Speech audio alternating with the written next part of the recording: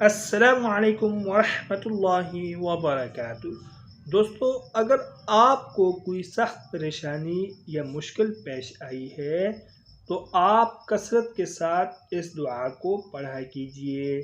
بسم اللہ الرحمن الرحیم۔ یا حی یا قیوم برحمتک استغیث۔ یا حی یا قیوم برحمتک استغیث۔